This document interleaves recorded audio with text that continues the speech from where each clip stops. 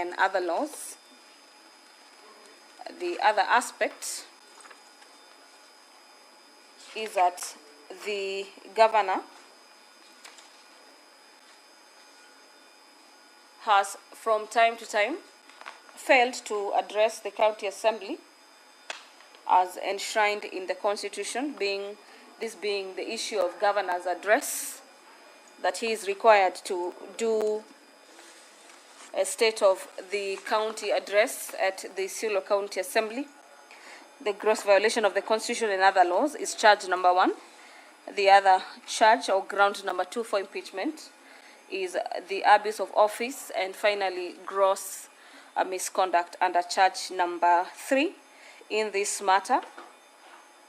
where the governor is facing allegations of making disrespectful and demeaning statements and remarks against the area senator Fatma Dulo, and thereby undermining the confidence of the public he holds. The governor is also accused of breaching public trust by making divisive and derogatory as well as discriminatory remarks against clans that are residing in the county of Isiolo. He is also facing allegations of being continuously absent from the county and running the affairs of the county of Isiolo remotely from Nairobi. And according to the members of the county assembly who in their numbers supported the impeachment, the move has been stalling service delivery in the county. And dear viewers, like I began by telling you, we have a supplementary order paper this afternoon, where after the council for the governor and the council for the county assembly made their presentation before the Senate this afternoon, seeking to convince the Senate as to why the House should abandon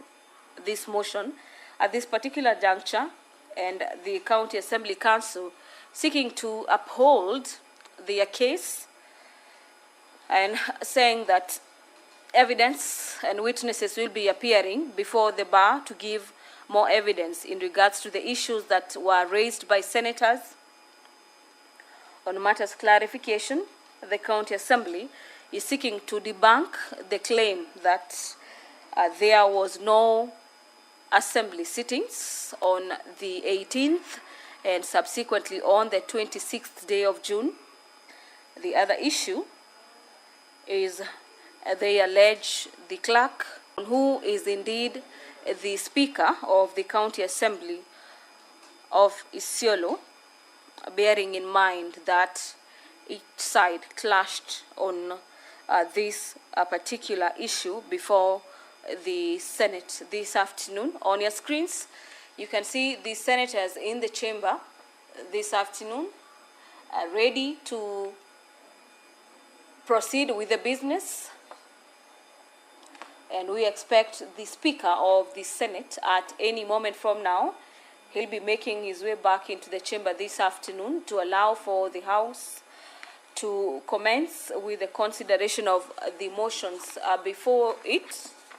this afternoon, being a number of motions, 2 of them in number. And among the matters that the Senate is required to determine this afternoon is whether the County Assembly of Isiolo, for Isiolo, indeed held sittings on the 18th and the 26th day of June 2025. The issue of Hansard has featured heavily during these proceedings, with members seeking to understand whether there is any supporting documents or material that indeed shows that the House conducted the sittings. The team representing the county assemblies told senators this afternoon that there was some fracas in the county assembly, and owing to that issue, the Hansard was destroyed.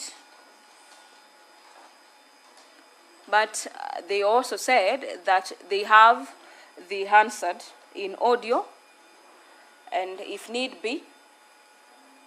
or when need arises, that material will be tabled before the Senate to indeed show that the House, this being the County Assembly of Isiolo, did indeed hold the sittings that led to the impeachment of the governor for Isiolo by 16 out of 18 members of the County Assembly. The defense team,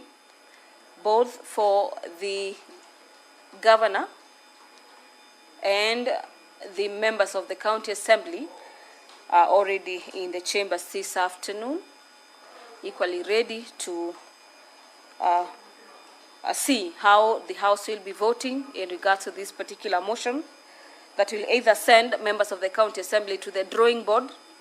if they still want to have the governor for Isiolo impeached. The other outcome is that the Senate will proceed with the hearing of the matter before it, being the requirement as per the Constitution for the House to hear and determine the charges on impeachment facing the governor for Isiolo County, Governor Ibrahim Hassan.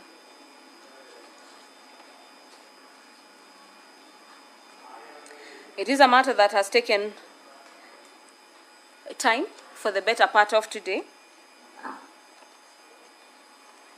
with both teams seeking to convince the Senate why this matter ought to end at this particular juncture. That is the side of the governor, but the council or the legal team representing the members of the County Assembly are seeking to have the Senate throw out any appeals by the defense